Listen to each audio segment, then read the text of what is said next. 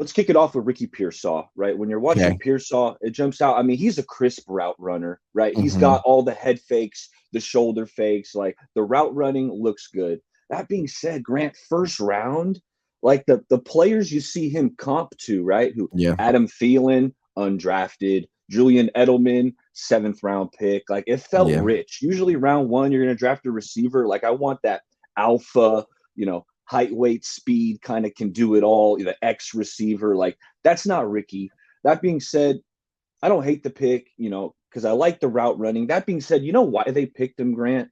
It's What? because Kyle was able to see him run all the routes that he Yes. likes to use. Like he And you ran the can't see that slant from a lot of route. wide receivers in college. No. No, like Xavier No. Legette, the guy who went one Yeah. pick later, right? Who looks, Yeah. he looks more dominant, right? Physically appealing. But the guy, he Yeah. caught zero slant routes all year. He caught zero slants. And like that's a staple of the Kyle Shanahan offense. So Kyle was probably watching it like, oh, this guy didn't run a slant route. We're going to cross him off. But with Of Ricky, course. you saw him do it. Of course. And that's the difference between a coach drafting and like someone like Adam Peters. Adam Peters would draft someone and say, oh, I'll coach him up. Where Kyle's looking at it like, he can't do something really important in my scheme. I'm not risking it. Yeah. I want to give you So you one end up thing to taking a watch slot for him. receiver in round one who's about 186 pounds and he has 30-inch arms. He might be really good, but I don't know if he's going to be good enough to warrant that pick. We'll see. I'm gonna give you one thing to watch for at Ricky minicamp with these guys, because with Ricky, Please. I want you to see how he gets off press, because we know he ran fast. He ran the 4.41. That's like 87th percentile for wide receivers. But his 10-yard split, Grant, was sub 50 percentile. Like it was like 157 or so. The 10-yard split wasn't very good. It was Interesting. So average. he builds speed. Yes. Yeah. So just keep an eye on He's not that. explosive like Debo. Debo's very quick.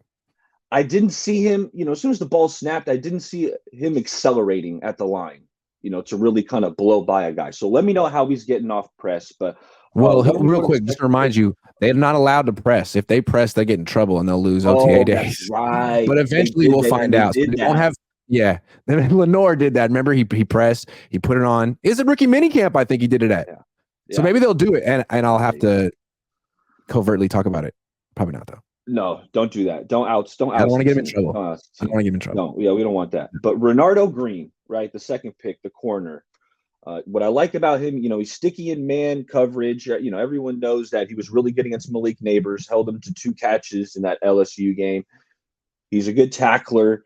He's super competitive, is what I saw watching Renardo Green. Like he's ultra competitive, but sometimes it comes back to bite him because he gets too handsy. He does not want his receiver to catch the ball, and you just feel that. So he grabs, he latches on. I want you to watch him in minicamp to see if should he be getting flagged? Is he being too handsy out there? Mm-hmm. Yeah, keep an eye on that. I'll definitely watch that. Yeah, yeah, please. They please. do have referees out there. They do have officials, so they'll throw flags. Oh, good.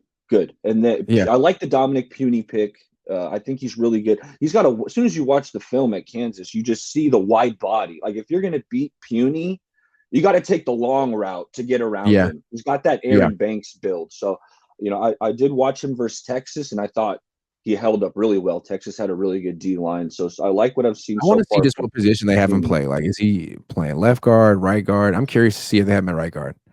Yeah. Are they fast tracking him on the field? Because none of these players, it's possible none of these rookies will start, but maybe they want randomly one of them to. Remember, Spencer Burford randomly was like with the first team all rookie year. Maybe they'll be Puni.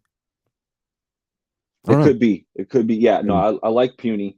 And then I'm not going to hit all these guys, but the last guy I want to touch on is Mustapha, the safety, because watching his tape, there were some things I loved and some stuff I didn't love. First, let me tell you things I liked.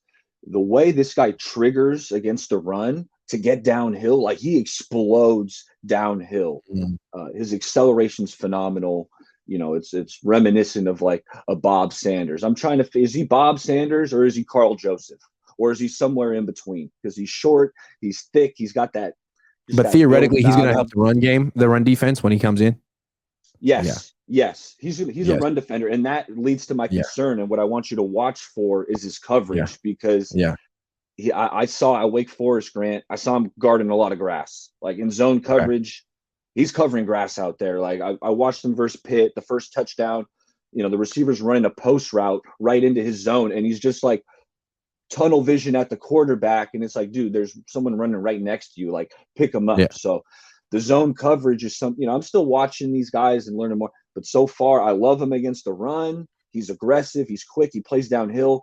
But in coverage, Grant, he's covering a lot of grass out there.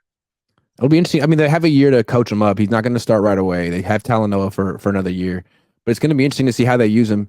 Like physically, he's similar to Dante Whitner.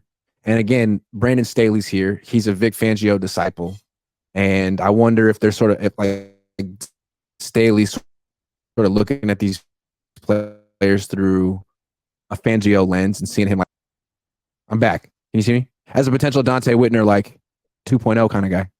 Jimmy Ward's here too. It's interesting. Yeah. Like the new DBs they've gotten have kind of, I wonder. Curious to see how Brandon Staley's going to change his defense. Is he going to use that star position?